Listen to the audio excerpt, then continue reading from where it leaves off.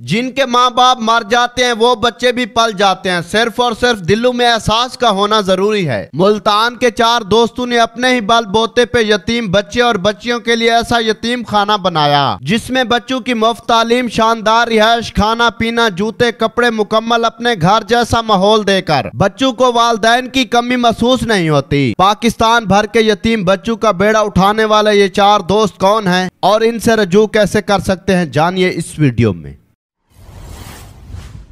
پہلے تو یہ بتائے گا، انفارچونیٹلی جن بچوں کے والدین اس دار فانی سے کوچ کر جاتے ہیں، آپ ان کی جگہ تو نہیں لے سکتے لیکن کوشش کر رہے ہیں، یہ خیال کیسے آیا یہ سب کرنے کا؟ ہم 4 لوگ بیٹھے ہوئے تھے کووڈ کے آنے کے اوپر، ہم نے سوچا کہ اب ہماری معاشرتی ذمہ داری ہماری کیا بنتی ہے۔ تو اس وقت ہمیں سمجھ آیا کہ ابھی چونکہ لاک ڈاؤن لگ گیا ہے، لاک ڈاؤن لگنے سے سب سے زیادہ جو متاثر ہوتا ہے وہ میڈیوکر طبقہ ہوتا ہے، ڈیلی ویجر ہوتا ہے، جس نے ڈیلی دہاڑی اپنی لگا کر کرنا ہوتا ہے۔ تو ہمیں سمجھ آئی کہ ہم چونہ اپنے جو تعلقات ہیں وہ استعمال کر کے کوئی راشن وغیرہ کا سلسلہ شروع کریں۔ ہم نے راشن کا سلسلہ شروع کیا، سوشل میڈیا موو چلائی، اپنے فیس بک پیج ایک بنایا، اس پہ چلائی، واٹس ایپ گروپس وغیرہ میں ڈالا۔ تو الحمدللہ 1 مہینے میں ہم نے 2600 راشن بیگس ڈسٹریبیوٹ کیے۔ تو دین وہ سلسلہ تو چل رہا تھا اور ہم اکٹھے بھی ہو رہے تھے، تو ہم نے کہا کہ اب نیکسٹ موو آگے کیا کرنا چاہیے ہمیں۔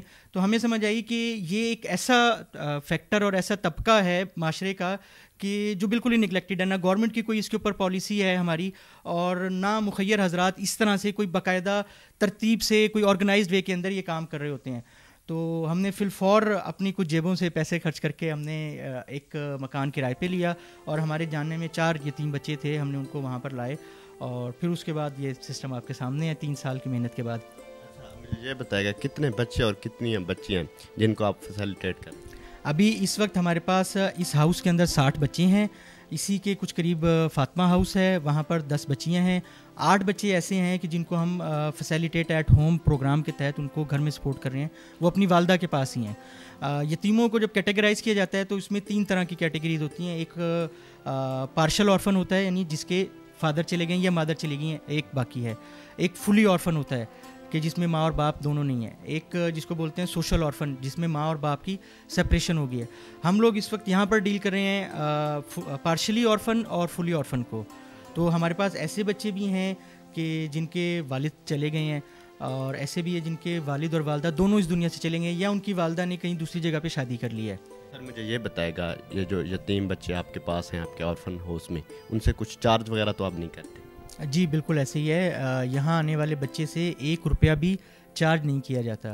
جس طرح ابھی پہلے بھی ہم نے ڈسکس کیا کہ ایون جب وہ 1.5-2 مہینے کے بعد اپنے گھر جاتا ہے تو اس کو جانے آنے کا کرایہ اور جیب خرچ بھی یہ ادارہ دے کر بھیجتا ہے۔ یہاں پر بچوں کو کوالٹی فوڈ دیا جاتا ہے، اس کا پراپر مینیو بنا ہوا ہے، مینیو فالو ہوتا ہے۔ مینیو کے اندر ساری چیزیں، گوشت، دالیں، سبزیاں، ساری چیزیں، سویٹ ڈش، ہر چیز اس کے اندر ہوتی ہے، جس طرح ایک بورڈنگ ہاؤس کے اندر مینیو کا سلسلہ ہوتا ہے۔ اسی طرح رہائش کے عنوان سے آپ دیکھیں تو ہم نے بنکر بیڈ سسٹم بنایا ہوا ہے۔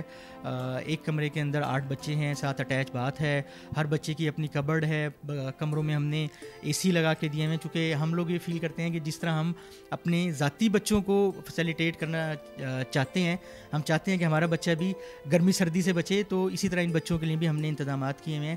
اسی طرح لانڈری کے لیے پراپر یہاں کے ایک ہم نے واشر مین رکھا ہوا ہے، ہر بچے کو ڈیلی 1 سوٹ دھلا ہوا استری ہوا ہوا اس کو پرووائڈ کیا جاتا ہے۔ تو ڈیلی روٹین کی ایک اسٹوڈنٹ کی، ایک بچے کی ضرورت ہوتی ہے، تو وہ ساری چیزیں، اس کو کھانا پینا، کتابیں، یونیفارم، اس کو پاکٹ منی، باہر سے کوئی سلانٹی پاپڑ، کوئی لیز وغیرہ لے کر وہ کھا لے، یہ ساری چیزیں اس کو، اس کے کپڑے، اس کے بیگ، اسٹیشنری۔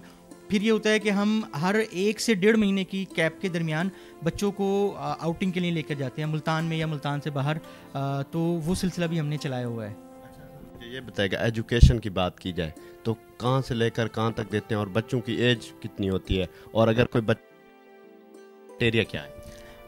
سر کرائٹیریا 2 ہی کرائٹیریاز ہمارے پاس ہیں کہ جن کے اوپر نو کمپرومائز ہے، باقی چیزوں کے اوپر ہم لوگ فلیکسیبلٹی دکھا لیتے ہیں۔ ایک یہ ہے کہ بچہ یتیم ہونا، پارشل یا فلی یتیم ہونا اس کا مینڈیٹری ہے، اگر وہ یتیم نہیں ہوگا تو ہم اپنی پالیسی کے تحت ہم کچھ نہیں کر سکیں گے۔ اور دوسرا ایج گیپ جو ہے 7 ایئر سے 13 ایئرس کے درمیان بچہ ہو تو وہ اس کو ہم لے سکتے ہیں۔ ابھی ریسنٹلی غالباً 2023 کے جون سے ہم نے بچیوں کا سیٹ اپ بھی شروع کر دیا، ان کی قریبی ایک بلڈنگ ہے، وہاں پر ان کا سلسلہ جو ہے وہ ان کی ساری مینجمنٹ جو ہے خواتین کر رہی ہوتی ہیں۔ ایجوکیشن کتنی دیتے ہیں؟ ایجوکیشن پہلے انیشلی جب ہم نے سلسلہ اسٹارٹ کیا تھا تو ہم نے سوچا تھا کہ اس کو نا ہم میٹرک تک رکھیں گے، میٹرک سے اوپر آگے وہ خود چلے یا مختلف اداروں کے اندر ہم رابطہ کریں گے. لیکن ابھی فیلڈ میں اترنے کے بعد ہمیں سمجھ آئی ہے کہ ہمیں بچے کے ساتھ تب تک چلنا چاہیے جب تک وہ بچہ اپنے پاؤں پہ کھڑا نہیں ہو جاتا، ارننگ ہینڈ نہیں بن جاتا. اب ہمارا سلسلہ یہ ہے کہ بچہ جب تک یعنی اگر وہ پریپ نرسری میں بھی ہمارے پاس آئے اور جب تک وہ کمانے کے قابل نہیں ہو جاتا، کوئی انجینئر، ڈاکٹر، کوئی آئی ٹی پروفیشنل نہیں بن جاتا، تب تک ہم اس کے ساتھ ہیں. یہ ادارہ ساتھ چلے گا اس کے. مجھے یہ بتائے گا، جتنے بھی لوگ دیکھ رہے ہیں وہ آپ سے کانٹیکٹ کرنا چاہتے ہیں، ڈونیشن دینا چاہتے ہیں اس آرفن ہاؤس کو، تو کیسے رابطہ کر سکتے ہیں آپ سے؟